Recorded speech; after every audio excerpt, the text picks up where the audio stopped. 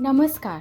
आज आपण पाहणार आहोत तूळ राशीचे एप्रिल 2026 महिन्याचे सविस्तर राशी भविष्य. ज्योतिषशास्त्रानुसार प्रत्येक राशीवर काही ग्रहांचा विशेष प्रभाव असतो आणि तूळ राशीचा स्वामी ग्रह शुक्र मानला जातो.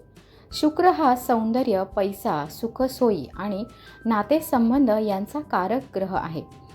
तूळ राशी ही वायू तत्वाची राशी असून तिच्या जीवनात संतुलन आणि न्याय यांना विशेष महत्त्व असते. एप्रिल 2026 मध्ये सूर्य, बुध आणि इतर काही ग्रहांची हालचाल तूळ राशीच्या जीवनावर विशेष प्रभाव टाकताना दिसत आहे. त्यामुळे या महिन्यात काही नवीन संधी निर्माण होऊ शकतात, पण काही बाबतीत विचारपूर्वक निर्णय घेणे खूप गरजेचे ठरू शकते. कारण या महिन्यात घेतलेला एखादा महत्त्वाचा निर्णय तुमच्या आयुष्याची दिशा देखील बदलू शकतो. तूळ रास ही संतुलन, नाती आणि समजूतदारपणाचे प्रतीक मानले जाते. शुक्र ग्रहाचा प्रभाव असल्यामुळे तूळ राशीचे लोक सौंदर्य, शांतता आणि समतोल यांना खूप महत्त्व देतात. एप्रिल 2026 हा महिना तूळ राशीच्या लोकांसाठी काही अनपेक्षित घडामोडी, काही सकारात्मक बदल आणि काही शिकवण देणारा ठरू शकतो. एप्रिल महिन्याची सुरुवात तुमच्यासाठी थोडी विचार करण्याची वेळ घेऊन येऊ शकते. काही गोष्टी ज्या तुम्ही मागील काही महिन्यांपासून पुढे ढकलत होता त्या आता पुन्हा समोर येऊ शकतात. त्यामुळे या काळात तुम्हाला काही निर्णय घ्यावे लागू शकतात. महिन्याच्या पहिल्या आठवड्यात कामाच्या बाबतीत थोडा ताण जाणवू शकतो. काही कामे वेळेवर पूर्ण करण्यासाठी अधिक मेहनत घ्यावी लागू शकते.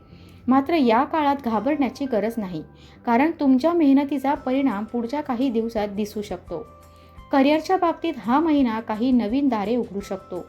काही लोकांना अचानक नवीन संधी मिळू शकते. काहींना त्यांच्या कामाच्या ठिकाणी नवीन भूमिका मिळू शकते. ज्यांनी बराच काळ मेहनत केली आहे त्यांना या महिन्यात त्याचे फळ मिळण्याची शक्यता आहे. व्यवसाय करणाऱ्या तूळ राशीच्या लोकांसाठी हा महिना थोडा बदल घेऊन येऊ शकतो. काही नवीन योजना मनात येऊ शकतात.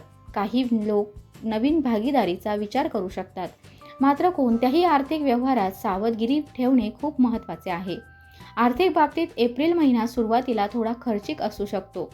काही अनपेक्षित खर्च होऊ शकतात. घरातील कामे, प्रवास किंवा इतर कारणांमुळे पैसे खर्च होऊ शकतात. त्यामुळे पैशांचे नियोजन करणे आवश्यक आहे. महिन्याच्या मध्यापासून आर्थिक स्थिती हळूहळू सुधारताना दिसेल. काही लोकांना अतिरिक्त उत्पन्न मिळू शकते. काहींना जुने थांबलेले पैसे परत मिळण्याची शक्यता आहे. कौटुंबिक जीवनात या महिन्यात काही आनंदाचे क्षण अनुभवायला मिळू शकतात. कुटुंबातील सदस्यांसोबत वेळ घालवण्याची संधी मिळेल. काही जुन्या आठवणी पुन्हा ताज्या होऊ शकतात. मात्र काही वेळा तुमच्या अपेक्षा जास्त असल्यामुळे निराशा निर्माण होऊ शकते. त्यामुळे प्रत्येक गोष्ट वास्तववादी दृष्टिकोनातून पाहणे आवश्यक आहे. प्रेमसंबंधांच्या बाबतीत हा महिना तूळ राशीसाठी भावनिक ठरू शकतो. काही लोकांना त्यांच्या नात्याबद्दल अधिक स्पष्टता मिळू शकते. काहींना त्यांच्या नात्यात नवीन सुरुवात करण्याची संधी मिळू शकते. अविवाहित लोकांसाठी हा काळ थोडा खास असू शकतो. नवीन व्यक्तीशी ओळख होण्याची शक्यता आहे. मात्र नात्याबद्दल निर्णय घेताना घाई करू नका. आरोग्याच्या बाबतीत थोडी काळजी घेणे आवश्यक आहे. कामाचा ताण आणि मानसिक दबाव यामुळे थकवा जाणवू शकतो. त्यामुळे विश्रांती घेणे आणि स्वतःसाठी वेळ काढणे आवश्यक आहे. विद्यार्थ्यांसाठी हा महिना मेहनतीचा आहे. अभ्यासात लक्ष केंद्रित करणे आवश्यक आहे. काही वेळा मन विचलित होऊ शकते, पण सातत्य ठेवल्यास चांगले परिणाम मिळतील. या महिन्यात काही प्रवासाचे योग दिसत आहेत. हा प्रवास कामाशी संबंधित असू शकतो किंवा वैयक्तिक कारणासाठी असू शकतो. हा प्रवास तुमच्यासाठी काही नवीन अनुभव घेऊन येऊ शकतो. या महिन्यात तूळ राशीच्या लोकांनी एक गोष्ट लक्षात ठेवावी. प्रत्येक परिस्थितीत संतुलन राखणे खूप महत्त्वाचे आहे. घाईघाईने प्रतिक्रिया देण्यापेक्षा शांतपणे विचार करून निर्णय घेतल्यास अनेक अडचणी टाळता येतील. या महिन्यासाठी एक छोटा उपाय सांगितला जातो. दर शुक्रवारी लक्ष्मी मातेच्या मंदिरात जाऊन दीप लावा किंवा शक्य असल्यास गरीब व्यक्तीला पांढऱ्या रंगाचे अन्न किंवा वस्तू दान करा. या महिन्यासाठी शुभ रंग पांढरा आणि फिकट निळा आहे.